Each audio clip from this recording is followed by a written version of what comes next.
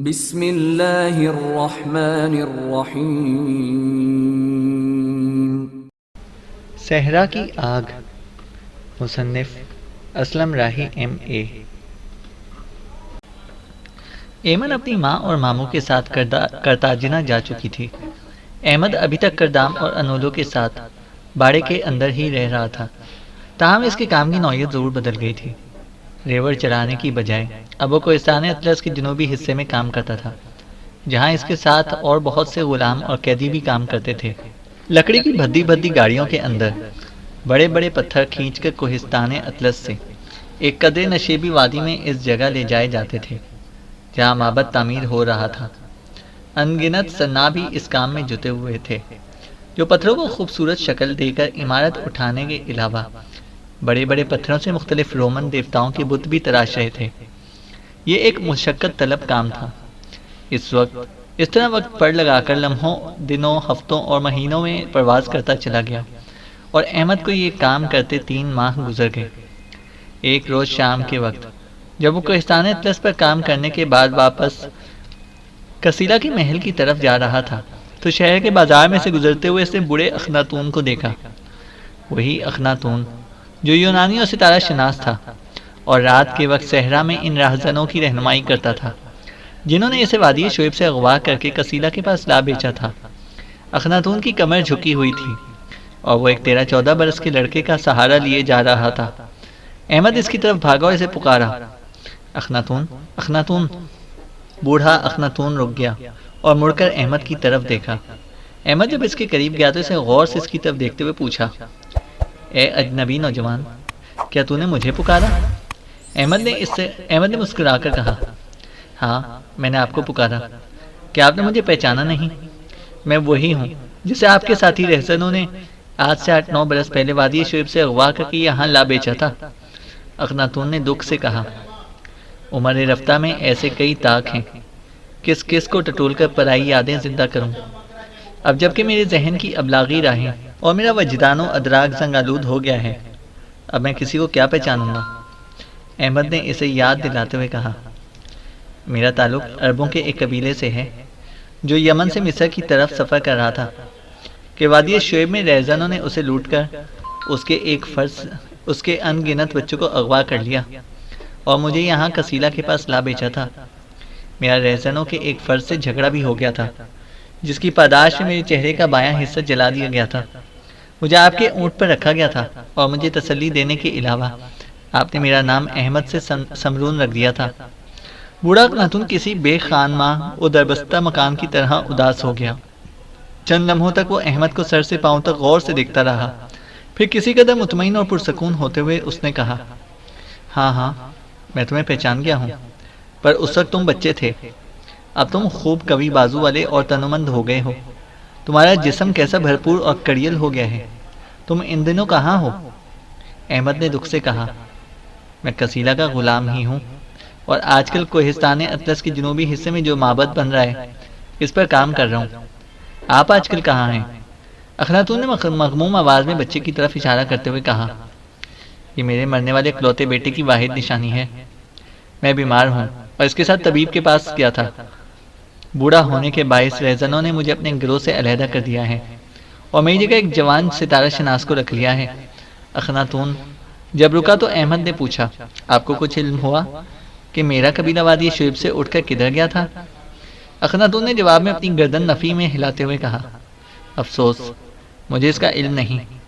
احمد اداس ہو گیا، تاہم اس نے پھر پوچھا، کیا آپ بتا سکتے ہیں وہ راہزن کون ہیں اور ان کا ٹھکانہ کہاں ہے؟ اخناتون چند ثانیوں تک خاموش رہا، پھر کسی قدر پیار سے اس نے کہا، ان کا اصل ٹھکانہ وادی طوا ہے، جہاں بحیرہ کلزم کے کنارے طوا نام کی ایک چھوٹی سی بندرگاہ ہے جہاں سے لوگ حبشہ اور وہاں سے واپسی کا سفر کرتے ہیں۔ بندرگاہ کے مشرقی حصے میں جس قدر کشتیاں کھڑی ہوں گی وہ سب ان رہزنوں کی ہیں۔ رہزنی کے علاوہ مچھلیاں پکڑ کر بیچنے اور لوگوں کو حبشہ لے جانے اور لانے کا کام بھی کرتے ہیں، لیکن یاد رکھو ان پر ہاتھ ڈالنا کوئی آسان کام نہیں، کیونکہ ان کے پاس سینکڑوں جنگجو جوان ہیں جن کی مدد سے وہ ہر برا اور کبھی فیل کرنے کا ارادہ کر لیتے ہیں۔ اخناتون جب خاموش ہوا تو احمد نے تمنا و حسد کے دوراہے پر کھڑے کسی بے بس مسافر کی طرح پوچھا، اخناتون، اخناتون، کیا تمہیں علم ہے میرا قبیلہ کہاں جا کر آباد ہوا ہے؟ اخناتون نے پھر دکھ سے گردن جھکاتے ہوئے کہا، مجھے اس کا علم نہیں ہے۔ احمد نے چند ثانیوں تک اخناتون کو غور سے دیکھا، پھر وہ آگے بڑھ گیا۔ احمد جب باڑے میں داخل ہوا تو اسے دیکھا اپنی کچی کوٹری سے باہر کردام اور انولو دونوں بھائی خاموش اور اداس بیٹھے تھے۔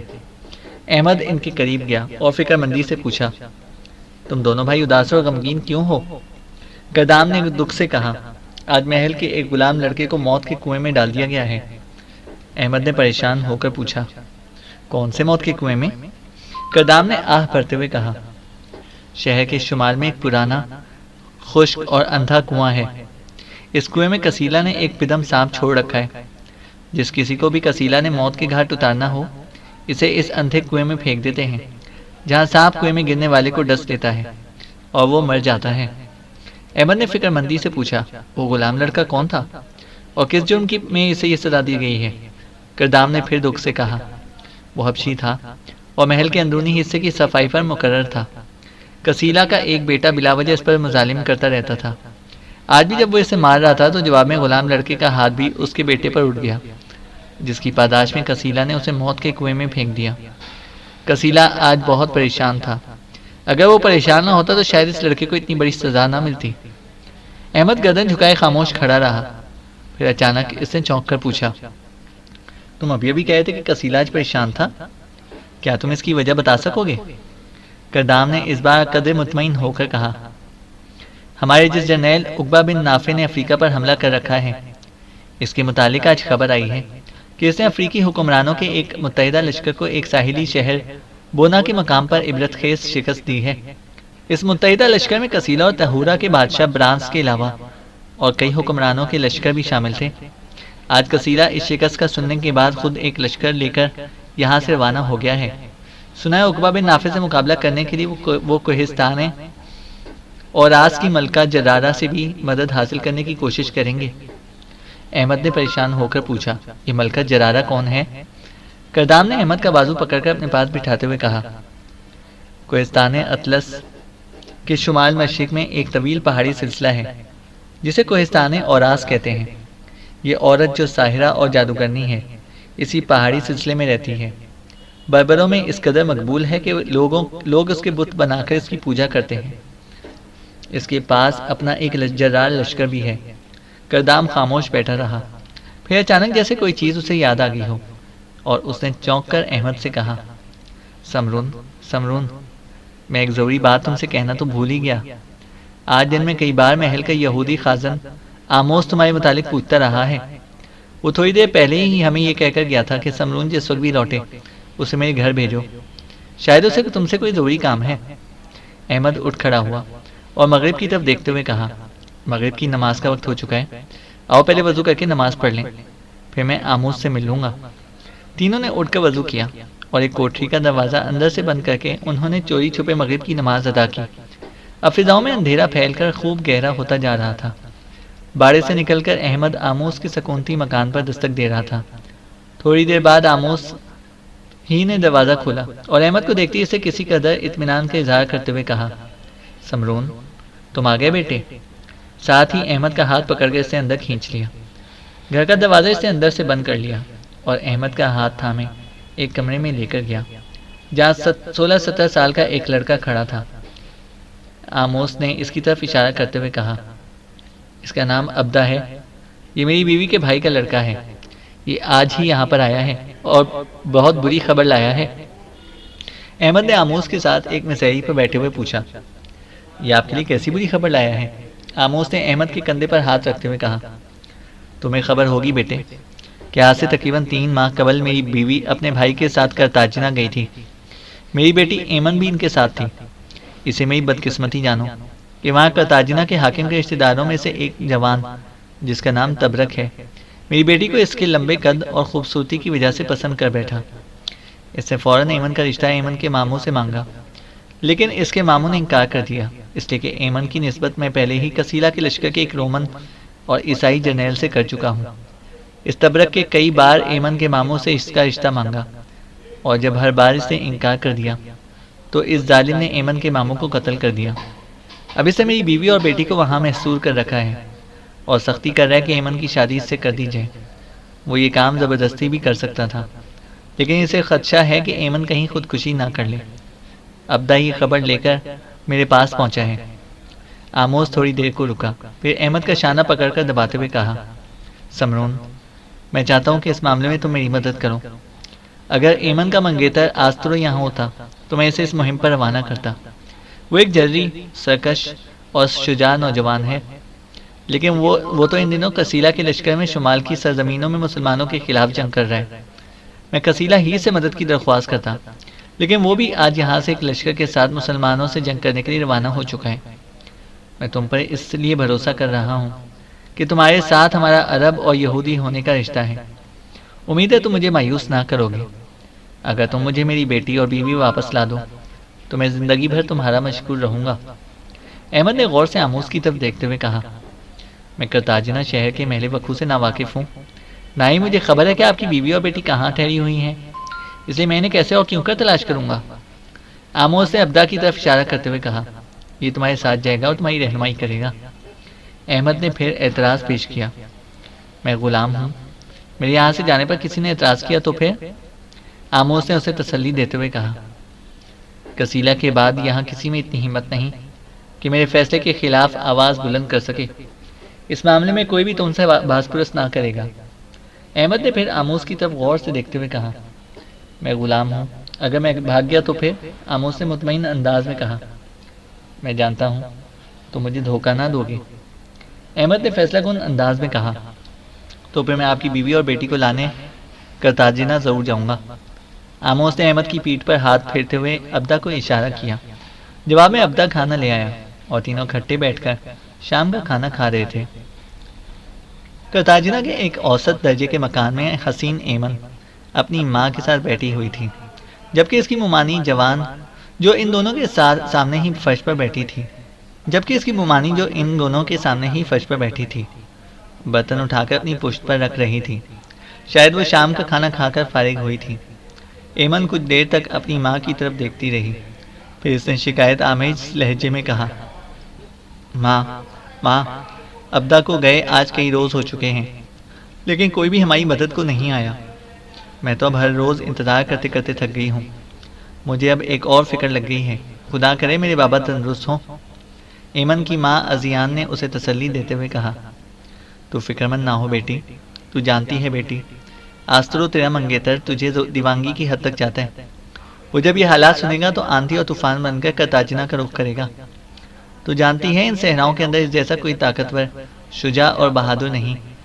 وہ تجھے یہاں سے نکال لے جانے کا ضرور بندوبست کرے گا، اس لیے کہ ایمن نے ازیان کی بات کاٹتے ہوئے سوالیہ کیفیت میں کہا، سنو ماں، میری باہر کسی کی باتیں کرنے کی آوازیں سنائی دے رہی ہیں، جیسے کسی سے کوئی الجھ رہا ہو۔ میرا دل کہتا ہے کہ کوئی ہماری مدد کو آیا ہے۔ اگر یہ آسترو ہے تو وہ مکان سے باہر کھڑے پہرے داروں سے الجھ کر غلطی کر رہا ہے۔ اس طرح پہرے دار اسے پکڑ کر تبرک کے پاس لے جائیں گے، اور اگر کسی طرح بھی تبرک کو علم ہو گیا کہ آسترو میرا منگیتر ہے تو وہ اسے زندہ نہ چھوڑے گا۔ ماں، تم بیٹھو، میں باہر نکل کر دیکھتی ہوں کہ کون آیا ہے۔ ازیان بھی کھڑی ہوتی ہوئی بولی، چلو میں تمہارے ساتھ چلتی ہوں۔ ایمن کی ممانی بھی اٹھ کر ان کے ساتھ ہو لی۔ تینوں کمرے سے باہر نکل کر صحن میں آئیں۔ پورا گھر خاموشی میں ڈوبا ہوا تھا۔ آسمان کے کھوئے ہوئے ستارے نہ جانے کن منزلوں کی طرف رواں تھے۔ اونگتی ہوائیں تیگی کی ہر لمحہ دراز ہوتی چادر میں خاموش تھیں۔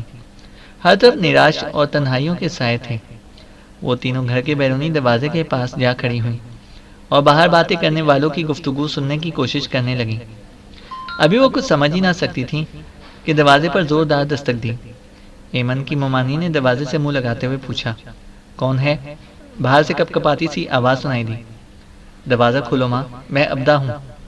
ایمن کی ممانی نے فوراً دروازہ کھول دیا، اور جو ہی ابدا اندر داخل ہوا اس نے اسے گلے لگا کر اس کی پیشانی چوم لی۔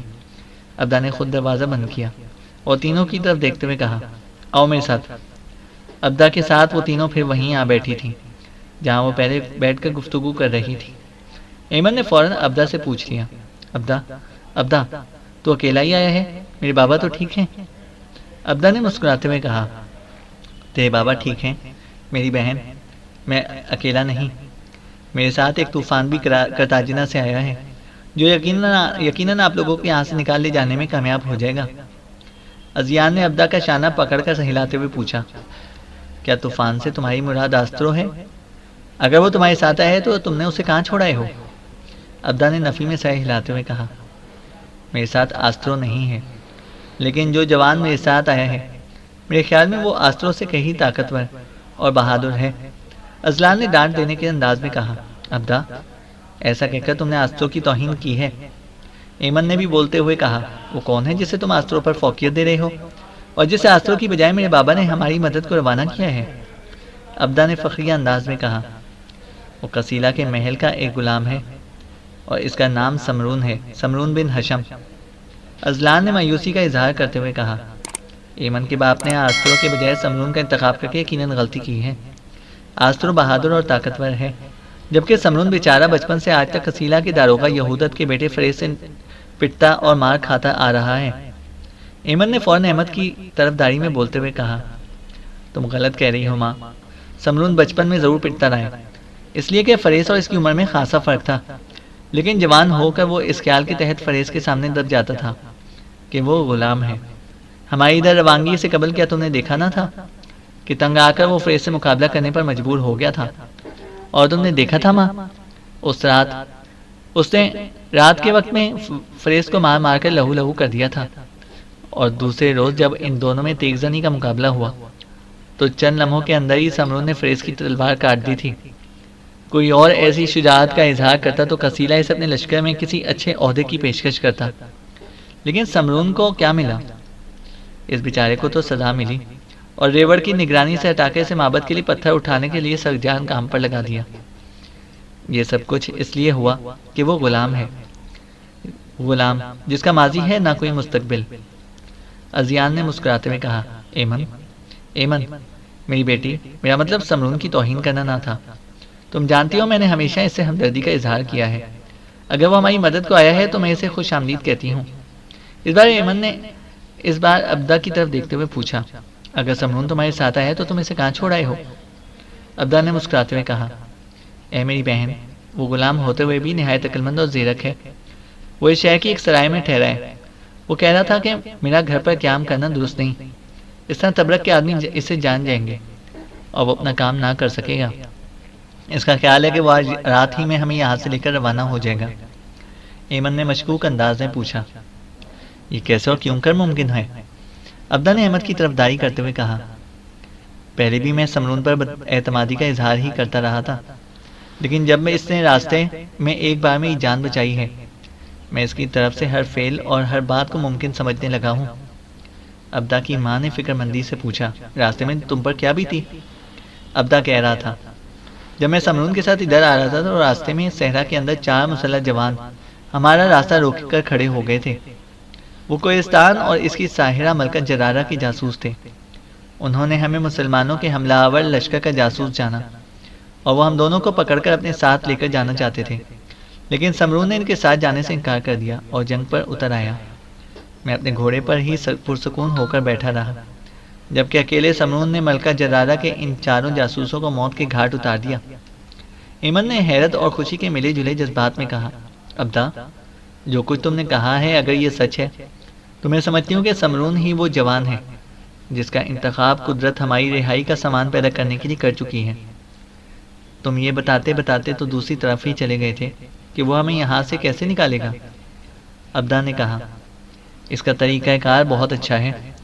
وہ کہہ رہا تھا کہ رات کے وقت جب کہ کرتاجنا شہر کے سارے دروازے بند ہو جاتے ہیں، صرف سمندر کا راستہ کھلا رہتا ہے۔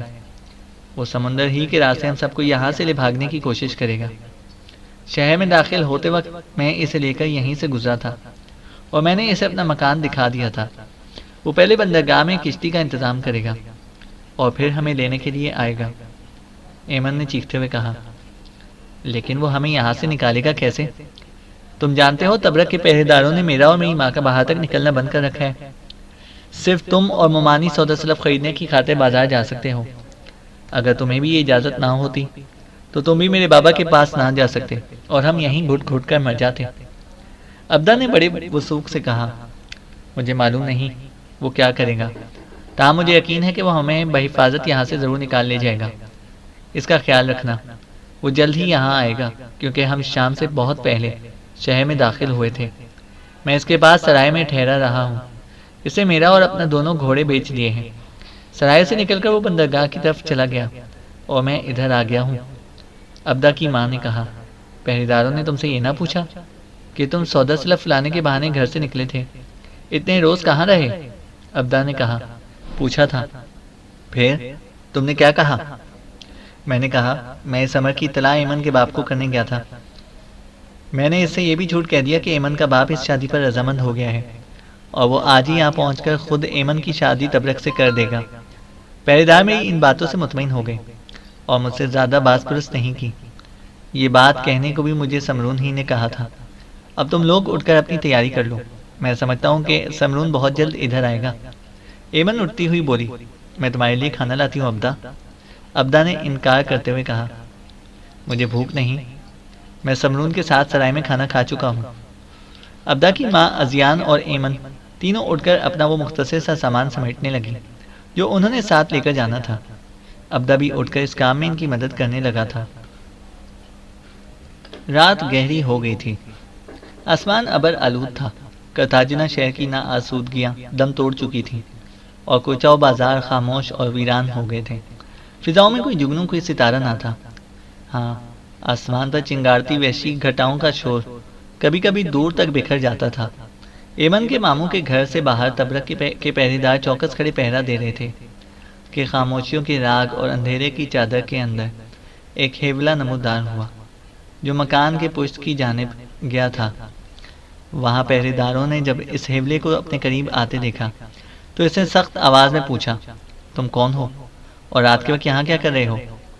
اندھیرے میں ہیولا دکھائی دینے والا وہ شخص احمد تھا، جسے سردی سے بچنے کے لیے اپنے اوپر سیاہ رنگ کا ایک بوسیدہ سا کمبل ڈال رکھا تھا۔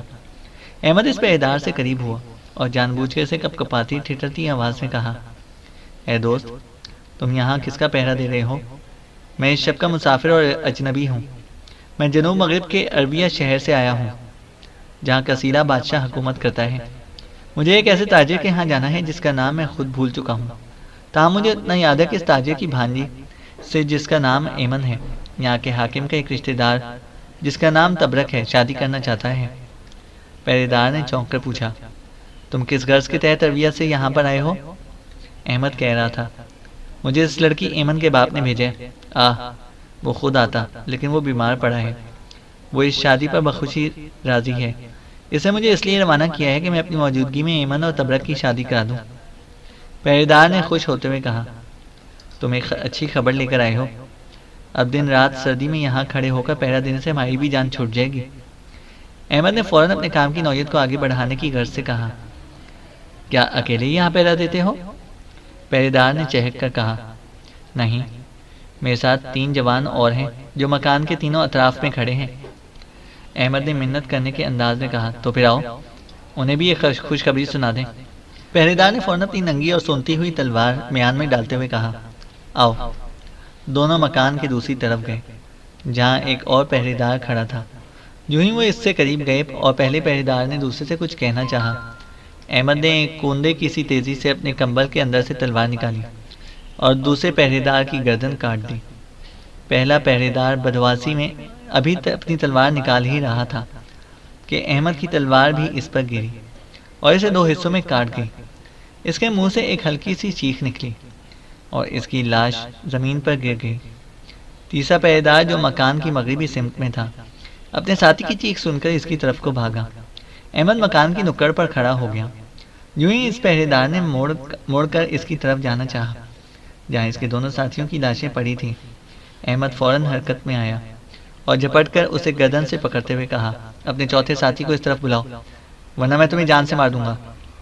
پہرے دار بدحواس ہو گیا کیونکہ احمد نے گھات سے نکل کر ایک ہاتھ سے اس کی گردن دبوچ لی تھی اور دوسرے ہاتھ سے اس کی تلوار بھی چھین لی تھی۔ تیسرا پہرے دار فوراً اپنے چوتھے ساتھی کو پکارنے لگا۔ احمد نے فوراً اس کا گلا گھونٹ کر اسے بھی ڈھیر کر دیا۔ چوتھا ساتھی بڑبڑاتا ہوا اسی سمت میں آ رہا تھا۔ جب وہ موڑنے لگا تو احمد گھات سے نکلا اور اپنی تلوار کے پہلے ہی وار میں اس نے آخری پہرے دار کو بھی ختم کر دیا۔ چاروں لاشوں کو اس نے مکان کے مغربی حصے میں ایک نشیب میں ڈال دیا اور ان چاروں کی تلواریں اس نے اپنے قبضے میں کرنے کے بعد وہ مکان کے دروازے کی طرف بڑھا۔ آسمان پر اسی طرح سیاہ تاریک بادل چنگاڑ رہے تھے۔ فضاؤں میں ایک سناٹا اور انتظار تھا۔ ایمن، ازیان، ابدا اور اس کی ماں اپنی تیاری مکمل کرنے کے بعد ایک کمرے میں اکٹھے بیٹھے باتیں کر رہے تھے کہ دروازے پر تیز دستک کی آواز سنائی دی۔ ابدا فوراً اپنی جگہ پر کھڑا ہو گیا اور چونکتے ہوئے اس نے کہا، دستک کی یہ صدا کیسی معجز نما ہے۔ میرا دل کہتا ہے شیر دل سمرون اپنا کام مکمل کر چکا ہے اور فارغ ہو کر دروازے پر دستک دے رہا ہے۔ ایمن بھی کھڑی ہو گئی اور اعتراض کرتے ہوئے اس نے کہا، یہ کیوں کر ممکن ہے؟ وہ اکیلا 4 پہرے داروں سے کس طرح نہیں بچ سکتا ہے؟ ضرور دستک دینے والا کوئی پہرے دار ہے اور اس سرد بادل چنگاڑتی رات میں اسے کسی چیز کی ضرورت پیش ہوگی۔ ابدا کی ماں نے ڈانٹ کر کہا، یہاں کھڑے بحث کیوں کر رہے ہو؟ جا کر دروازہ کھولو اور دیکھو دستک دینے والا کون ہے۔ ابدا دروازے کی طرف بڑھ گیا۔ ایمن نے اس کے پیچھے جاتے ہوئے کہا، چلو میں بھی تمہارے ساتھ چلتی ہوں۔ دونوں دروازے پر آئے۔ ابدا نے جب دروازہ کھولا تو انہوں نے دیکھا کہ وہاں سمرون کھڑا مسکرا رہا تھا۔ اس نے اپنے آپ کو ایک بھاری اور پوسیدہ سے کمبل میں چھپا رکھا تھا اور اپنے دونوں ہاتھوں میں اس نے 4 تلواریں پکڑ رکھی تھیں۔ ابدا آگے بڑھ کر احمد سے لپٹ گیا اور خوشی کا اظہار کرتے ہوئے کہا، مجھے آپ ہی کا انتظار تھا، مجھے امید تھی کہ آپ ضرور آئیں گے۔ ابدا جب علیحدہ ہوا تو ایمن نے آگے بڑھتے ہوئے کہا، سمرون ہم سب اس گھر میں آپ کو خوش آمدید کہتے ہیں۔ احمد گردن جھکائے کھڑا رہا۔ ایمن کی شیریں آواز سے یوں سنائی دی جیسے دف پر ہنائی انگلیوں کی ضرب دل نشیں، جیسے سینہ کوثر سے کوئی جھرنا پھوٹا ہو۔ ایمن نے اپنی آواز میں زور پیدا کرتے ہوئے پوچھا، آپ خاموش اور چپ کیوں کھڑے ہیں؟ بولتے کیوں نہیں؟ احمد نے گردن اٹھا کر آسمان پر چمکتی برق کی روشنی میں ایمن کی طرف دیکھا۔ وہی چھریرا، وہی کسیلا، چھبیلا اور مہکیلا بدن، جیسے غنچوں نے جامہ شبنم پہن لیا ہو۔ ایمن نے لہروں میں نغمے مرتاج کرنے والی اپنی میٹھی آواز میں پھر کہا، آپ اندر آ جائیں نا، باہر کیوں کھڑے ہیں؟ احمد اندر آ گیا۔ ابدا نے دروازہ بند کر دیا اور دونوں احمد کو لے کر اس کمرے کی طرف بڑھے جہاں ان دونوں کی مائیں بیٹھی ہوئی تھی۔ کمرے میں لے جا کر ابدا نے پوچھا، سمرون بھائی، باہر پہرا دینے والوں نے آپ کو اندر کیسے آنے دیا؟ احمد نے ہاتھ میں پکڑی ہوئی 4 تلواریں ابدا کو تھماتے ہوئے کہا، یہ تلواریں ان 4 پہرے داروں کی ہیں۔ میں نے ان 4 کو قتل کر دیا ہے اور ان کی لاشوں کو آپ کے مکان کے مغرب میں ایک نشیب میں ڈال دیا ہے۔ اب دیر نہ کرو، آؤ سب یہاں سے بھاگ چلیں۔ اگر دیر ہو گئی اور پہرے داروں کے قتل ہونے کی خبر پھیل گئی تو ہم میں سے کوئی بھی زندہ نہ بچ سکے گا۔ ابدا نے خوشی کا اظہار کرتے ہوئے کہا، ہم تو پہلے ہی آپ کے انتظار میں بیٹھے ہیں، ہم ابھی اور اسی وقت کوچ کرنے کو تیار ہیں۔ احمد نے مرنے والوں کی 4 تلواریں ان 4 میں بانٹتے ہوئے کہا، یہ تلواریں آپس میں بانٹ لو، خطرے کے وقت یہ آپ لوگوں کے کام آئیں گی۔ سامان کی چند چھوٹی چھوٹی گٹریاں جو انہوں نے پہلے ہی باندھ رکھی تھیں اٹھائیں اور مکان سے باہر نکل گئے۔ بادل آسمان پر اور زیادہ گہرے ہو گئے تھے۔ بجلی بار بار کونتی اور آسمان کے ایک سرے سے دوسرے سرے تک روشنی کی لہر بناتی چلی جاتی۔ احمد ان 4 کو لے کر تاریک اور ویران گلیوں سے ہوتا ہوا بندرگاہ کی طرف بڑھ رہا تھا۔ سب دبے پاؤں اور خاموشی سے چل رہے تھے کہ کہیں کوئی آواز پیدا نہ ہو اور ان کے پکڑے جانے کے خطرات نہ اٹھ کھڑے ہو۔ جب وہ بندرگاہ پر آئے تو انہوں نے دیکھا کہ وہ ویران پڑی تھی۔ صرف چند بڑے بڑے بادبان والے جہاز کنارے پر ہیولوں کی طرح کھڑے دکھائی نظر آ رہے تھے۔ احمد ان 4 کو بندرگاہ کے مغربی حصے کی طرف لے گیا جہاں ان گنت چھوٹی بڑی کشتیاں کھڑی تھیں، شاید یہ ماہی گیروں کی کشتیاں تھیں۔ کنارے پر دور دور تک ببول کی جھونپڑیاں بنی تھیں جن کے اندر کہیں کہیں مختلف رنگوں کے خیمے بھی ایستادہ تھے۔ کنارے کی گیلی ریت پر چلتا ہوا احمد ایک کشتی کے پاس آ کر رک گیا اور ابدا کی طرف دیکھتے ہوئے اس نے کہا، ابدا تم لوگ اس کشتی میں بیٹھ جاؤ، میں اس کے مالک کو بلا کر لاتا ہوں۔ احمد خیموں اور جھونپڑیوں کی طرف چلا گیا۔ ایمن، ابدا اور دونوں کی مائیں کشتی میں سوار ہوئیں۔ کشتی کا آدھا حصہ ننگا تھا جبکہ دوسرے حصے پر بارش اور دھوپ سے بچنے کی خاطر مخروطی چھت ڈال دی گئی تھی۔ وہ 4 چھت دار حصے میں بچھی ہوئی چٹائی پر بیٹھ گئے۔ فضاؤں میں مکمل خاموشی تھی۔ بجلی کی چمک اور بادلوں کی گند گرج جاری تھی اور اب موٹی موٹی بوندیں بھی پڑنے لگی تھیں۔ جلد ہی احمد کشتی کے مالک کو لے کر آیا جو ڈھلی ہوئی عمر کا ایک بوڑھا تھا۔ تھوڑی دیر تک وہ دونوں کشتی میں کھڑے ہو کر باتیں کرتے رہے۔ پھر بوڑھے ملا نے کشتی کے دونوں جانب چپو لگا دیے اور دونوں چپو چلا کر کشتی کو مغرب کی طرف لے جانے لگے۔ ابدا بھی ان کے پاس آ گیا تھا اور چپو چلانے میں باری باری ان دونوں کی مدد کرنے لگا تھا۔ بارش کے اکا دکا پڑنے والے قطرے بھی بند ہو گئے تھے۔ آدھی رات کے بعد آسمان صاف ہو گیا۔ تھوڑی دیر قبل بادلوں اور ہواؤں کی رکابت کے اندھیرے میں جہاں چاندنی راکھ اور ستارے زخم زخم تھے، وہاں اب چاروں طرف شبنم آلود چاندنی بکھر گئی تھی۔ آدھی رات کے بعد بھی وہ کافی دیر تک سمندر کے کنارے کنارے مغرب کی طرف سفر کرتے رہے، یہاں تک کہ انہیں دور آسمان پر ہلکی سی روشنی دکھائی دی اور وہ تیزی سے آگے بڑھنے لگے۔ رات جب ختم ہو گئی اور سورج مشرق سے طلوع ہونے والا تھا تو انہوں نے کشتی روک دی۔ ان کے سامنے کنارے پر غمارہ شہر کھڑا تھا۔ وہ سب کشتی سے اتر گئے۔ احمد نے نقدی کی ایک تھیلی اس بوڑھے کو معاوضے کے طور پر دی، جسے اس نے ایک بار کھول کر دیکھا اور خوش ہوتا ہوا اپنی کشتی میں بیٹھ گیا، اور اب اس کا رخ موڑ کر اب وہ مشرق کی طرف بڑھنے لگا۔ ایمن احمد کے قریب آئی اور بڑی ہمدردی کا اظہار کرتے ہوئے اس نے پوچھا، آپ نے بوڑھے کو معاوضے کے طور پر جو رقم دی ہے وہ آپ نے کہاں سے لی؟ ہمارے پاس نقدی کافی ہے، آپ نے ہم سے مانگ لی ہوتی۔ احمد جو ٹکٹکی باندھے واپس جاتے ہوئے بوڑھے کو دیکھ رہا تھا چونکتا ہوا بولا، تمہارے بابا نے مجھے کافی نقدی دی تھی، جس میں سے اب بھی میرے پاس چند تھیلیاں بچ رہی ہیں۔ ازیاں، ابدا اور اس کی ماں بھی ان دونوں کے قریب آ کھڑے ہوئے تھے۔ ایمن نے پھر احمد سے پوچھا، آپ نے یہ تو بتایا ہی نہیں کہ آپ نے ان چاروں پہرے داروں کو ختم کیسے کیا؟ احمد نے ایمن کی طرف دیکھتے ہوئے کہا، ہمیں دیر نہیں کرنی چاہیے، آؤ اس شہر میں داخل ہوں اور یہاں سے اپنے لیے گھوڑے خرید کر اپنی منزل کی طرف بڑھ جائیں۔ سب احمد کے ساتھ ہو لیے اور راستے میں وہ انہیں پہرے داروں سے نمٹنے کی تفصیل سنا رہا تھا۔ غمارہ شہر میں داخل ہو کر احمد نے سب کے لیے گھوڑے خریدے اور وہاں رکے بغیر وہ سوار ہوئے اور اپنے گھوڑوں کو سر پر دوڑاتے ہوئے وہاں سے کوچ کر گئے۔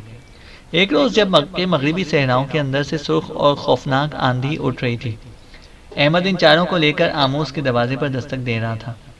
اس وقت سورج غروب ہونے کے قریب تھا اور تیز آندھی کے آثار آسمان پر پھیلنا شروع ہو گئے تھے۔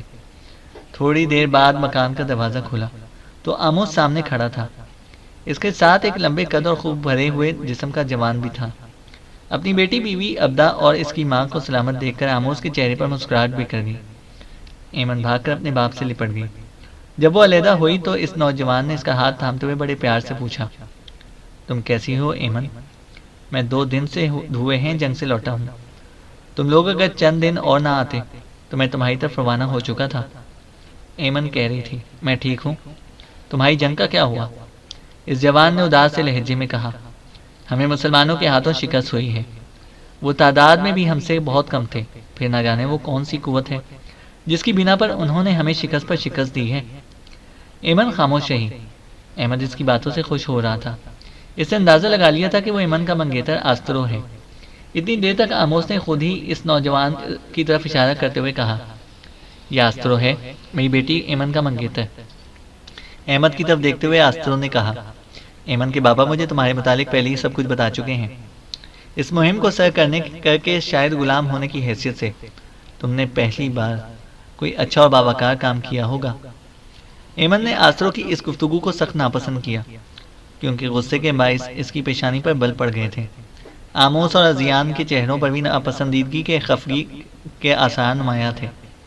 احمد نے ایک بار گہری اور غصیلی نگاہوں سے آسترو کی طرف دیکھا، پھر اس نے اپنے گھوڑے کی خرجین سے نقدی کی 2 تھیلیاں نکالی اور انہیں آموس کی طرف بڑھاتے ہوئے کہا، آپ نے جو رقم مجھے دی تھی اس میں سے یہ بچ گئی ہے۔ آموس نے مسکرا کر شفقت سے کہا، یہ تم اپنے پاس رکھ لو، تم اس کے حقدار ہو۔ احمد نے تھیلیاں زبردستی آموس کو تھماتے ہوئے کہا، میں اس نیکی کا معاوضہ وصول کر کے اسے ضائع نہیں کرنا چاہتا۔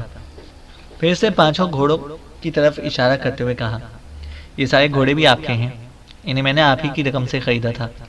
احمد جب واپس جانے لگا تو ایمن نے بے چین ہو کر کہا، سمرون رکو، کھانا ہمارے ساتھ کھا کر جانا۔ آموس نے بھی کہا، رک جاؤ بیٹے، میں تمہیں تمہارے غلام ساتھیوں کے متعلق کچھ کہنا چاہتا ہوں۔ احمد رکے بغیر باڑے کی طرف چلا گیا۔ آسترو نے جل کر کہا، یہ کیسی ہی حماقت ہے، کیا آپ لوگ ایک غلام کو اس قدر اہمیت دے رہے ہیں؟ اگر وہ ایمن کو بچا کر لایا ہے تو کوئی احسان نہیں کیا، غلام ہوتے ہوئے یہ اس کے فرائض میں شامل ہے۔ ایمن کے چہرے پر غصے اور ناراضگی کا طوفان تھا جس کا اندازہ آموس نے بھی لگا لیا تھا، لہٰذا وہ سب کو مکان کے اندر لے گیا۔ آسترو گھوڑوں کو پکڑ کر مکان کے استبل میں باندھنے لگا۔ احمد جب باڑے میں داخل ہوا تو مغربی صحراؤں سے اٹھنے والے طوفان کا پہلا جھونکا باڑے کے اندر بکھرے ہوئے پتوں کو اڑاتا ہوا گزر گیا۔ طوفان اس قدر تیز تھا کہ بہت سے جانور جو بیٹھ کر جگالی کر رہے تھے گھبرا کر اٹھ کھڑے ہوئے۔ گو سورج ابھی ابھی غروب ہوا تھا اور خمار شام ابھی پھیلنا شروع ہوا تھا، لیکن طوفان کے باعث فضاؤں میں گہری اور محیب تاریکی پھیل گئی تھی۔ آگے بڑھ کر احمد نے دیکھا کہ وہ کوٹھیاں جن میں وہ کردام اور انولو رہتے تھے تاریکی میں ڈوبی ہوئی تھیں۔ احمد نے شور کرتے ہوئے طوفان میں کہا، کردام کردام انولو، تم دونوں کہاں ہو؟ چنگاڑتے تیز طوفان میں احمد کی آواز بکھر کر رہ گئی اور اسے کوئی جواب نہ ملا۔ احمد آگے بڑھا، یکدم وہ ٹھٹک کر کھڑا ہو گیا۔ جس کوٹھی میں کردام اور انولو رہتے تھے وہاں سے اسے سسکیوں کی آوازیں سنائی تھی، دم توڑتی مگر گہری سسکیاں۔ احمد اس کوٹھی میں داخل ہوا، اسے دیکھا کہ وہاں انولو اکیلا بیٹھا سسک رہا تھا۔ احمد کو دیکھتی وہ فوراً کھڑا ہو گیا اور اپنے بہتے آنسوؤں کو اس نے فوراً روک لیا۔ پھر آگے بڑھ کر اس نے احمد سے گلے ملتے ہوئے کہا، سمرون تم کب آئے ہو؟ احمد نے علیحدہ ہوتے ہوئے کہا، میں ابھی ابھی آیا ہوں، لیکن تم یہاں اکیلے بیٹھے سسک کیوں رہے ہو؟ اور ہاں، کردام کہاں ہے؟ انولو نے پیچھے ہٹتے ہوئے دکھ سے کہا، وہ اب یہاں نہیں ہے۔ احمد نے بوکھلا کر کہا، کیا مطلب؟ انولو نے پھر سسکتے ہوئے کہا، آسترو جو آموس کی بیٹی کا منگیتر ہے، اس نے کردام کو قتل کر دیا ہے۔ احمد نے شور کرتی غصیلی آواز میں پوچھا، کب؟ کیسے؟ اور کیوں؟ انولو کہہ رہا تھا، یہ کل کی بات ہے۔ کردام کچھ بیمار تھا، لہٰذا میں اسے گھر چھوڑ کر اکیلا ہی ریوڑ لے کر چلا گیا تھا۔ آسترو نہ جانے کس گھر سے باڑے کی طرف آیا۔ اس وقت کردام عصر کی نماز پڑھ رہا تھا۔ آسترو نے اسے نماز پڑھتے دیکھ کر سمجھ لیا کہ وہ مسلمان ہے، لہٰذا وہ اسے نماز ہی سے گھسیٹتا ہوا باہر لے گیا۔ وہ بیچارہ بیمار تھا، اس لیے کوئی مزاحمت نہ کر سکا۔ جس وقت میں ریوڑ لے کر آیا، آسترو نے کردام کو ایک ستون سے باندھ رکھا تھا اور اسے مار رہا تھا۔ میں نے اپنے بھائی کو بچانا چاہا لیکن کسی نے میری فریاد نہ سنی۔ کردام انہیں کہہ رہا تھا کہ میں اکیلا مسلمان ہوں، سمرون یہودی اور انولو بت پرست ہے اور میں ان سے چوری چھپے نماز پڑھتا ہوں، لہٰذا انہوں نے مجھ سے کوئی بات پرست نہیں کی، لیکن کردام کو اس نے اذیتیں دے دے کر مار دیا۔ وہ بار بار کردام سے کہتا تھا، خاکم بدھن تمہارا بدو پیغمبر صلی اللہ علیہ وسلم اگر تمہاری مدد کر سکتا ہے تو اسے پکارو۔ احمد کا چہرہ غصے میں ارک ارک ہو گیا۔ اسے ایک جھٹکے سے اپنی تلوار بے نیام کرتے ہوئے کہا، آسترو بکتا ہے، میرے آقا و مولا صلی اللہ علیہ وسلم ستم زدہ بشریت کے محسن، آبرو دوہر اور جان عالم ہیں۔ وہ وہی ہیں جن کا زمانہ ازل سے منتظر تھا۔ وہ مراد عمران و موسیٰ، آرزو عیسیٰ و مریم اور منشا ابراہیم و اسماعیل ہیں۔ وہ وہی ہیں جنہیں زبان وحی نے مزمل کہہ کر پکارا اور جن کا پیغام دل کے راستے روح میں داخل ہوتا تھا۔ احمد ذرا رکا، پھر وہ طوفانی انداز میں کہہ رہا تھا، انولو انولو تم فکر مند نہ ہو، میرے آقا و مولا صلی اللہ علیہ وسلم جمیل و اجمل ہیں، کریم و مکرم اور مکمل و اکمل ہیں۔ وہ متاع لوح و قلم، شیرینی کوثر و زمزم اور صحاب رحمت ہیں۔ تم دیکھو گے کہ ان صحراؤں کے اندر آسترو کے لیے میں ایک گہرا عالم اور محیب طوفان بن جاؤں گا۔ انولو نے دکھ سے کہا، آہ کردام، وہ ایک مخلص بھائی اور میرے لیے شفیق باغ جیسا تھا۔ احمد نے آگے بڑھ کر اس کے کندھے پر ہاتھ رکھتے ہوئے کہا، میں کردام کا انتقام لوں گا، آج ہی کی رات، ہاں آج ہی کی طوفانی رات میں۔ احمد نے کوٹھی میں پڑی ہوئی ایک چادر اٹھائی اور باہر نکل گیا۔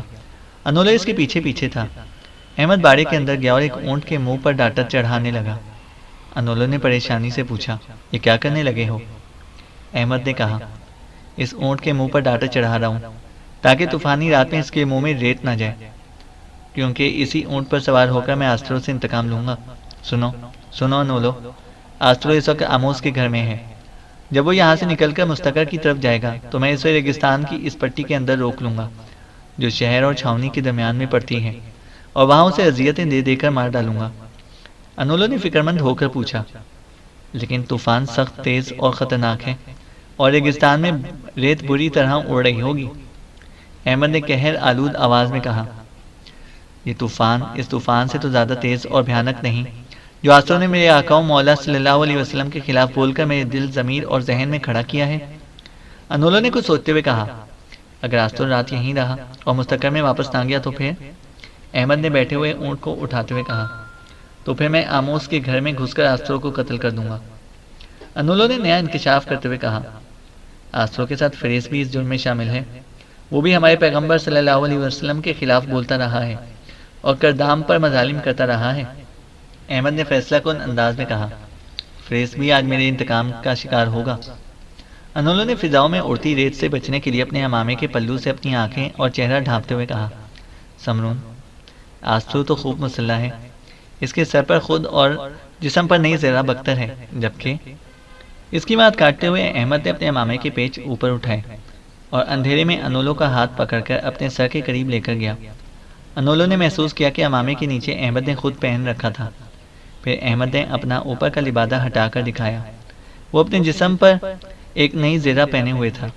قبل اس کے انولو کچھ پوچھتا، احمد نے خود ہی کہا، یہ زرہ بختر اور خود میں نے کرتاجنہ شہر سے خریدے تھے، اس کے علاوہ احمد کہتے کہتے خاموش ہو گیا، کیونکہ اس گہری طوفانی اور اندھیری رات میں باڑے سے باہر اسے کسی کے باتیں کرنے کی آوازیں سنائی دی تھیں۔ احمد نے فوراً انولو کا ہاتھ پکڑ لیا اور اسے کھینچتا ہوا وہ بیٹھ کر جگالی کرتے چند اونٹوں کی اوٹ میں ہو کر بیٹھ گیا۔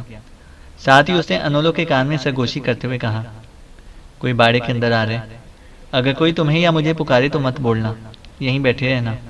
اگر آنے والے فریس یا آسترو ہوئے تو اس طوفانی رات میں اس باڑے کے اندر ہی ان سے نبٹ لوں گا۔ احمد خاموش ہو گیا اور آنے والوں کا انتظار کرنے لگا۔ تھوڑی دیر بعد دو سائے باڑے میں نمودار ہوئے، پھر کسی نے اندھیرے میں اندر سرگوشی کی، پیار اور شفقت سے پکارا، سمرون۔ احمد آواز کو پہچان گیا، وہ آموس تھا اور اس کے ساتھ ایمن بھی تھی۔ آموس نے 3-4 بار احمد کو پکارا۔ جب اسے کوئی جواب نہ ملا تو ایمن کی فکرمند آواز ہواؤں کے دوش پر بلند ہوئی، اے میرے باپ، سمرون کہاں چلا گیا ہے؟ میں تو اس کے لیے کھانا بھی لے کر آئی ہوں، اس نے ابھی تک شام کا کھانا بھی نہ کھایا ہوگا۔ آموس کی فکرمند سی آواز سنائی دی، انولو بھی نہیں ہے، شاید وہ دونوں کہیں چلے گئے ہیں۔ ایمن نے پریشان اور بکھری ہوئی آواز میں پوچھا، لیکن اس طوفانی رات میں وہ کہاں جا سکتے ہیں؟ آموس کہہ رہا تھا، میرا خیال ہے انولو نے سمرون کو کردام کے قتل کرنے کی ساری داستان کہہ دی ہوگی اور اب وہ دونوں گھات میں چلے گئے ہوں گے تاکہ موقع پا کر آسترو کو قتل کر دیں۔ ان کی گفتگو سے احمد نے اندازہ لگا لیا کہ آموس نے سارے حالات ایمن سے کہہ دیے ہیں۔ ایمن کی پریشان آواز پھر فضاؤں میں ابھری، بابا، آسترو نے کردام کو قتل کر کے بہت بڑی غلطی کی اور نہایت کبھی حرکت کی ہے۔ اگر وہ مسلمان ہو گیا تھا تو پھر کیا ہوا؟ اسے اس کے حال پر چھوڑ دیا جاتا۔ اگر آسترو کے لشکر نے مسلمانوں سے ہزیمت اٹھائی ہے تو اس کا یہ مطلب تو نہیں کہ جو مسلمان نظر آئے اسے قتل کر دیا جائے۔ آموس نے پریشانی میں کہا، میں تو اس وقت سے ڈر رہا ہوں جب سمرون آسترو پر حملہ آور ہوگا۔ ایمن نے پوچھا، آپ کے خیال میں کون کس کو زیر کر لے گا؟ آموس نے پھر فکرمندی سے کہا، میں ابھی تک یہ فیصلہ تو نہیں کر سکا کہ کون کسے زیر کر لے گا، لیکن میرے دل کی آواز ہے کہ سمرون زبردست ثابت ہوگا۔ وہ قد میں آسترو سے لمبا اور اس کا جسم بھی کڑا ہے، اور پھر وہ عرب ہے، تلوار عرب کی ساتھی، اور جنگ اسے جبلت کے طور پر ملتی ہے۔ آموس نے 2-3 بار اور احمد کو پکارا۔ جب اسے کوئی جواب نہ ملا تو وہ دونوں واپس چلے گئے۔ اداس اور پریشان سے وہ دونوں باپ بیٹے اپنے گھر میں داخل ہوئے اور اس کمرے میں گئے جس کے اندر ازیان، ابدا، آسترو اور ابدا کی ماں بیٹھے باتیں کر رہے تھے۔ اندر آتے ہی آموس نے آسترو کو مخاطب کرتے ہوئے کہا، آسترو، اپنے مستقر واپس جانے کی بجائے آج رات یہیں رہو۔ میرے خیال میں انولو نے کردام کی موت کے سارے واقعات سمرون سے کہہ دیے ہیں۔ اس وقت سمرون باڑے میں نہیں، وہ کہیں چلا گیا ہے، کہیں ایسا نہ ہو کہ وہ تم سے انتقام لے۔ آسترو نے غصے کا اظہار کرتے ہوئے کہا، اگر پہلے میں نے نہیں جانا تھا تو اب میں ابھی اور اسی وقت طوفان کی پرواہ کیے بغیر واپس اپنے مستقر جاؤں گا۔ آپ بے فکر رہیں، وہ غلام میرے حملوں کی تاب نہ لا سکے گا۔ میں آپ کو یقین دلاتا ہوں کہ اگر اس نے اس طوفانی رات میں مجھ پر حملہ آور ہونے کی کوشش کی تو میں اسے کاٹ کر رکھ دوں گا۔ ایمن اور ابدا دونوں اداس اور پریشان ہو گئے۔ غصے کی حالت میں آسترو فوراً استبل میں آیا اور وہاں سے اپنا گھوڑا کھول کر روانگی پر آمادہ ہو گیا۔ گھر کے سب افراد دروازے تک چھوڑنے کے لیے آئے۔ جب وہ اندھیرے میں ان کی نگاہوں سے اوجھل ہو گئے تو آموس نے اپنے گھر کا دروازہ بند کر لیا۔ احمد اور انولو اسی طرح باڑے میں بیٹھے تھے کہ انہوں نے آسترو کو جاتے ہوئے دیکھ لیا۔ احمد فوراً کھڑا ہو گیا اور انولو سے کہا، انولو میرے بھائی، تم یہیں ٹھہرو، آسترو جا رہا ہے، میں اس کا تعاقب کرتا ہوں۔ انولو نے ضد کرتے ہوئے کہا، میں بھی تمہارے ساتھ جاؤں گا۔ آسترو بہت ظالم اور طاقتور ہے، کہیں ایسا نہ ہو احمد نے اس کے منہ پر ہاتھ رکھتے ہوئے کہا، تم یہیں ٹھہرو، آسترو اگر ایک قیامت ہے تو آج کی رات میں اسے بھی ضائع کر لوں گا۔ انولو کی خاموش رہا۔ احمد نے اونٹ کی گردن پکڑ کر ایک جست لگائی اور دوسرے ہی لمحے وہ اونٹ کی ننگی پیٹھ پر سوار تھا۔ اونٹ کو ہانک کر احمد نے باڑے سے باہر نکالا اور سانپ کی طرح آسترو کا تعاقب کرنے لگا۔ طوفان اپنے زور پر تھا۔ آندھی سے شہر کے دروازے بجنے کی تیز آوازیں ابھر رہی تھیں۔ درخت یوں جھک جھک کر کانپ رہے تھے جیسے زلزلوں سے عمارتوں کا بدن ہلنے لگا ہو۔ فضاؤں میں ریت ہی ریت اڑ رہی تھی۔ لگتا تھا کہ تن جھونکوں کی جلغار کے سامنے زمین زندگی کی ساری تمازت سے محروم ہو کر بے حس و بے جان ہو گئی ہو۔ احمد بڑی تیزی سے آستروں کا تعاقب کر رہا تھا۔ شہر اور مستقر کے درمیان جو ریگستان کی ایک لمبی پٹی حائل تھی، جب آسترو اس میں داخل ہوا تو احمد اس کے سر پر جا پہنچا اور تیز غصیلی آواز میں کہا، ٹھہرو، تمہاری صحیح ختم ہوئی، اب صحرا کی یہ پٹی تمہارے لیے موت کا میدان ثابت ہوگی۔ آسترو نے فوراً اپنے گھوڑے کو روک لیا۔ اس کے ہاتھ میں پہلی ننگی تلوار تھی جسے اس نے ہوا میں لہراتے ہوئے کہا، مجھے تمہارا ہی انتظار تھا، یہ طوفانی رات تمہاری زندگی کی آخری رات ہوگی۔ اگر تم کردام کا انتقام مجھ سے لینے کے لیے آئے ہو تو تم احمق ہو۔ آسترو نے زندگی میں کسی کے سے شکست قبول نہیں کی اور نہ ہی ان صحراؤں کے اندر کسی نے میری تلوار کی تیزی اور اس کی کاٹ کا زیادہ دیر تک سامنا کیا ہے۔ اس کے ساتھ ہی آسترو نے اپنی ڈھال بھی سنبھال لی اور گھوڑے سے نیچے کودتے ہوئے اس نے کہا، نیچے اترو، اس اندھیری اور طوفانی رات میں تمہیں مقابلے کی دعوت دیتا ہوں۔ احمد نے پشت پر لٹکتی ہوئی اپنی ڈھال سنبھالی۔ ایک جھٹکے کے ساتھ اس نے اپنی لمبی اور بھاری پھل کی تلوار کھینچی اور اونٹ سے نیچے کود گیا۔ آسترو مقابلے کے لیے مستعد ہو گیا۔ احمد نے اس طرح کی طرف بڑھتے ہوئے کہا، اے تخم غلیظ، تو نے کردام سے کہا تھا خاکے میں بدھن، تمہارا بدو پیغمبر، اگر تمہاری مدد کر سکتا ہے تو اسے پکارو۔ تو نے میرے آقا مولا صلی اللہ علیہ وسلم کی اہانت کی ہے، تمہارا قتل مجھ پر فرض ہو چکا ہے۔ آسترو نے چونکتے ہوئے پوچھا، کیا تم بھی مسلمان ہو؟ احمد نے اور آگے بڑھتے ہوئے کہا، الحمدللہ میں مسلمان ہوں۔ کردام اور انولو نے بھی میری ہی ترغیب پر اسلام قبول کیا تھا۔ اے فواہش و منکرات کے عادی شیطان، تو نے میرے رسول کی اہانت کی ہے، اس رسول کی جو مجسم امن و امان اور خیر و مہر تھے، وہ عظیم و معظم اور درسگاہ جہاں کے معلم و اعظم تھے۔ آسترو نے حملہ کرنے کے انداز میں آگے بڑھتے ہوئے کہا، اگر تم مسلمان ہو تو تمہیں قتل کر کے میں ابدی سعادت حاصل کروں گا۔ میں تلوار برساتا ہوں، اگر روک سکتے ہو تو روک کر دکھاؤ۔ آسترو نے احمد پر وار کیا، جسے احمد نے بآسانی اپنی ڈھال پر روک لیا اور آسترو پر جوابی حملہ بھی کر دیا۔ آسترو پریشان ہو گیا۔ ایک تو احمد نے اس کا وار بڑی آسانی سے روک دکھایا تھا، دوسرے اس کے حملہ آور ہونے کے انداز آسترو سے کہیں زیادہ تیز اور خطرناک تھا۔ صحرا کے اندر ریت اس طرح اڑ رہی تھی اور دونوں کو ایک دوسرے کا وار جانچنے میں دقت پیش آ رہی تھی۔ اچانک احمد نے اپنے حملوں میں اور زیادہ تیزی پیدا کر لی، بالکل اس طوفان کی طرح جو اس وقت ہر چیز کو اڑائے لیے چلی جا رہی تھی۔ ایک موقع پر جب آسترو نے ایک خطرناک وار احمد پر کیا تو احمد نے اس کا وار اپنی ڈھال پر روکنے کی بجائے تلوار پر لیا اور ساتھ ہی پلک جھپکنے میں اڑتی ریت اور اندھیرے کی اوٹ میں اسے اپنی ڈھال آسترو کے اس ہاتھ پر دے ماری جس میں اس نے تلوار تھام رکھی تھی۔ ڈھال ایسی زوردار پڑی کہ آسترو کے منہ سے سوکھے پتوں کی ایسی آواز جیسی ایک درد انگیز سسکی سے نکل گئی اور اس کی تلوار اس کے ہاتھ سے چھوٹ کر ریت پر گر گئی۔ احمد نے اپنی تلوار کی نوک فوراً اس کی گردن پر رکھتے ہوئے کہا، اے غلام شکم، تو تھوڑی دیر قبل تک کیا فضول گھمنڈ و لافزنی اور اپنی شجاعت اور دلیری کی باتیں کر رہا تھا؟ دیکھ، تیغ زنی کے اس مقابلے میں تیری رکابتوں کے اندھیرے کو میں نے کیسا دھو ڈالا ہے۔ مقابلے کی ابتدا کرتے ہوئے تم نے تلوار برسائی تھی اور میں نے روک دی تھی۔ دیکھ، اب میں تم پر تلوار برساتا ہوں، اگر روک سکتا ہے تو روک کر دکھا۔ آسترو فوراً مستعد ہو گیا اور اپنے دونوں ہاتھوں میں ڈھال لے کر اس نے اپنے جسم کا اوپر کا حصہ ذرا نیچے کو جھکا لیا۔ احمد نے اپنی تلوار بلند کر کے گرائی۔ آسترو نے اسے اپنی ڈھال پر لینا چاہا کیونکہ وہ سمجھ گیا تھا کہ احمد اس کے شانے پر تلوار گرانا چاہتا تھا، لیکن تلوار بالکل قریب لا کر احمد نے اس تیزی، مہارت اور قوت سے اپنی تلوار کا رخ بدلا کہ اس کی تلوار ایک تیز سنسناہٹ کے ساتھ آسترو کی کمر پر گری اور اسے دو حصوں میں کاٹتی چلی گئی۔ احمد نے آسترو کی لاش کو پاؤں کی ایک ٹھوکر مارتے ہوئے، تیرے جیسے دو فرعون بھی اگر ہوتے تو اس ریگستانی طوفان میں انہیں زیر کر کے رکھ دیتا۔ احمد نے پہلے اپنی تلوار صاف کر کے میان میں ڈالی، پھر سے آسترو کی تلوار اور ڈھال بھی اپنے قبضے میں کر لی۔ اونٹ کو زمین پر بٹھانے کی بجائے اس کی گردن پر پکڑ کر اس نے ایک زہریلی جست لی اور اس پر سوار ہو گیا۔ احمد نے اونٹ کا رخ موڑا اور اسے سخت مہمیز لگا کر شہر کی طرف بھگانے لگا۔ اندھیری اور طوفانی رات میں آستروں کا گھوڑا اپنے آپ کو اکیلا دیکھ کر خود بخود اونٹ کے پیچھے پیچھے بھاگنے لگا تھا۔ اونٹ کو بھگاتا ہوا احمد شہر میں داخل ہوا اور کسیلا کے پتھریلے محل کے وسیع احاطے میں داخل ہو کر اس نے اونٹ کو فریس کے گھر کی دیوار کے پاس لا کر روکا۔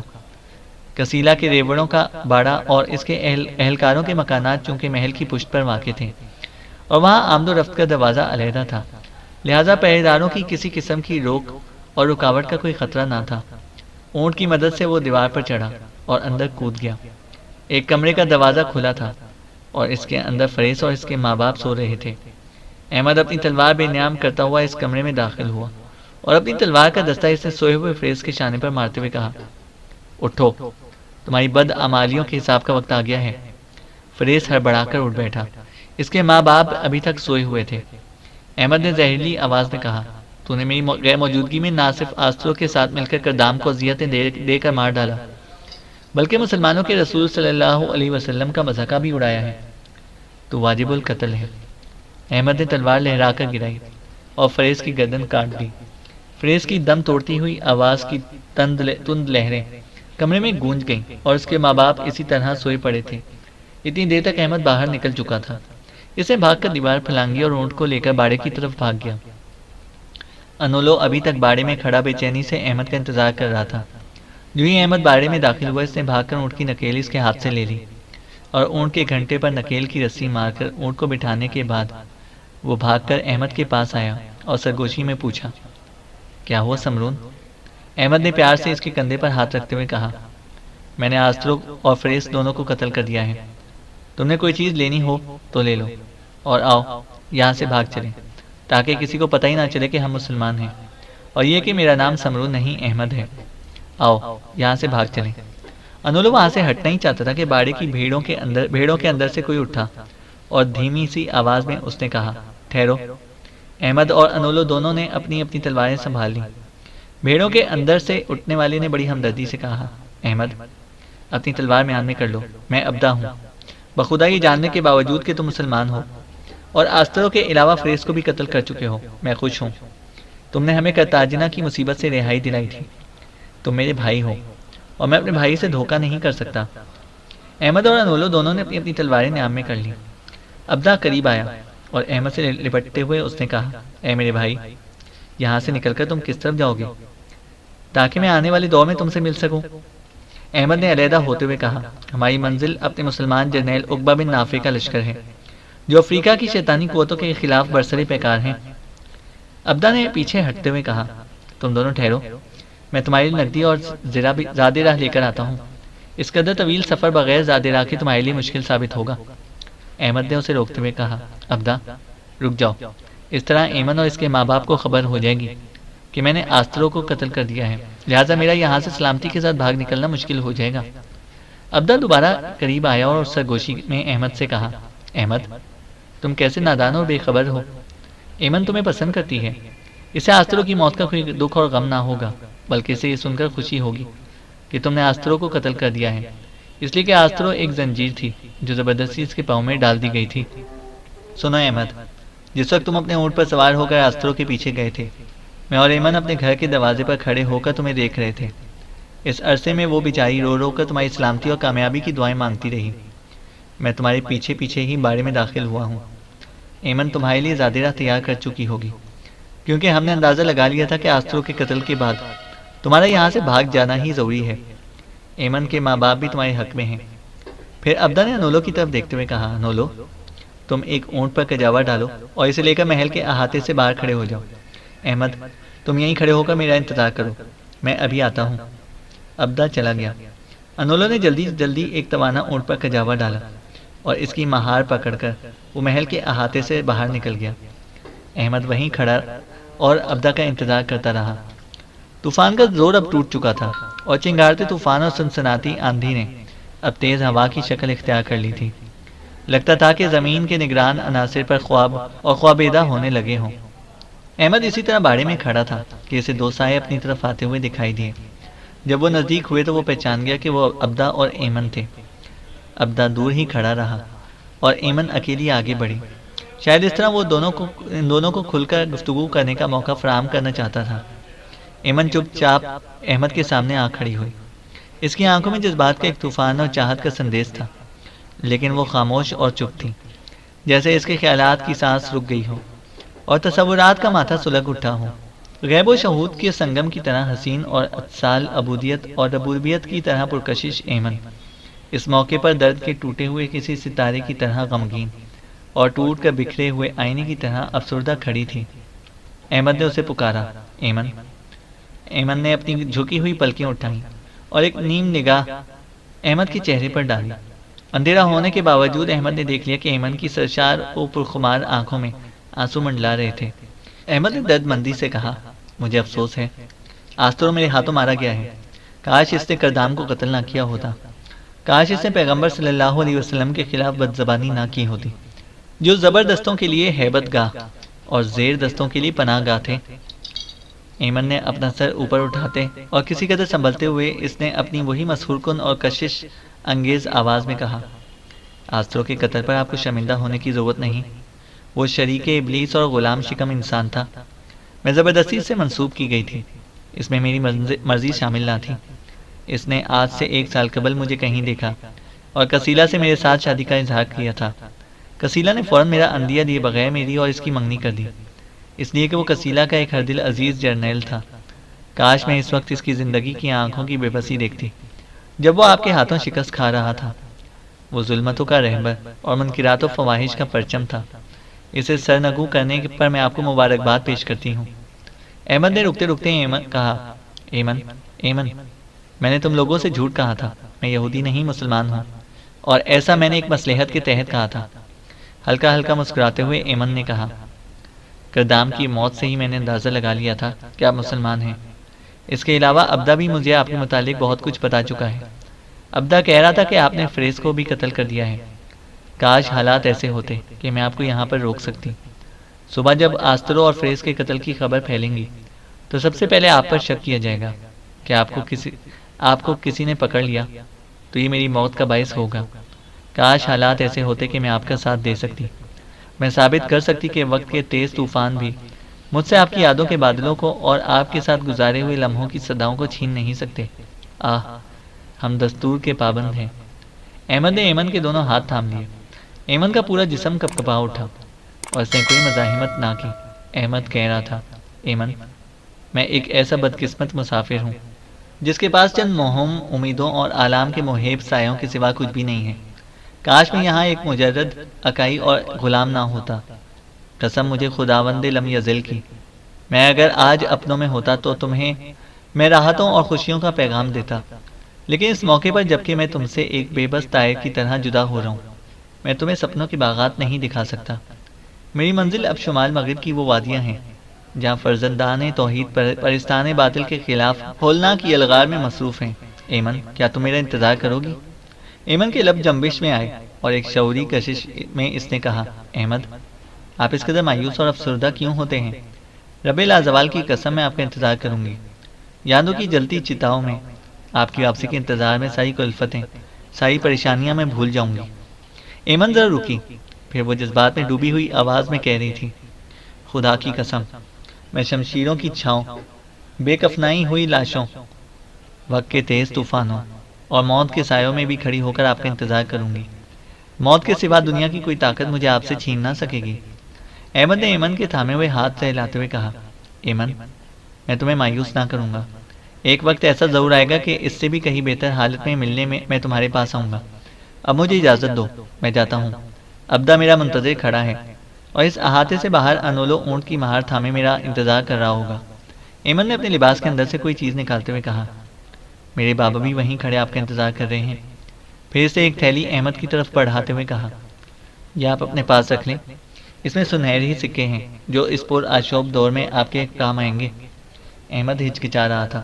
ایمن نے زبردستی نقدی کی وہ تھیلی احمد کو تھماتے ہوئے کہا، آپ اب مجھ سے کوئی چیز لیتے ہوئے کیوں ہچکچاتے ہیں؟ احمد نے اسے محبت بھری نگاہوں سے دیکھا اور خاموش رہا۔ دونوں باڑے سے نکل کر اس جگہ پر آئے جہاں ابدا کھڑا ان دونوں کا انتظار کر رہا تھا۔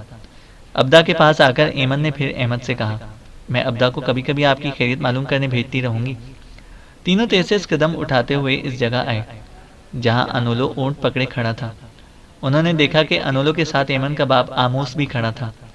احمد جب قریب گیا تو آموس نے آگے بڑھ کر احمد کو گلے لگاتے ہوئے کہا، احمد، ابدا مجھے تمہارے متعلق سب کچھ بتا چکا ہے، اب تم یہاں سے روانہ ہو جاؤ۔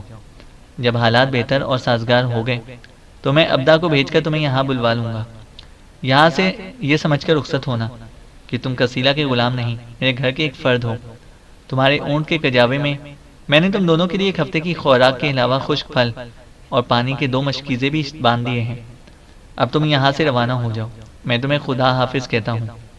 احمد نے آموس اور ابدا سے مصافحہ کرنے کے بعد ایک گہری اور محبت بھری نگاہ ایمن پر ڈالی، پھر اس نے اونٹ کی گردن پر ہاتھ ڈالا اور ایک زہریلی جست لگا کر وہ کجاوے پر ہو بیٹھا۔ ہاتھ بڑھا کر اسے انولو کو بھی اوپر کھینچ لیا اور کجاوے پر اپنے پیچھے بٹھا لیا اور اونٹ کو مہمیز لگا کر اسے ہانک دیا۔ ایمن، ابدا اور آموس وہاں کھڑے انہیں دیکھتے رہے۔ جب وہ اندھیرے میں ان کی نگاہوں سے اوجھل ہو گئے تو وہ اداس اور افسردہ سے واپس جا رہے تھے۔ چینل کو سبسکرائب کریں اور بیل آئیکن کو پریس کریں تاکہ ہماری ہر اپڈیٹ آپ کو بر وقت مل سکے۔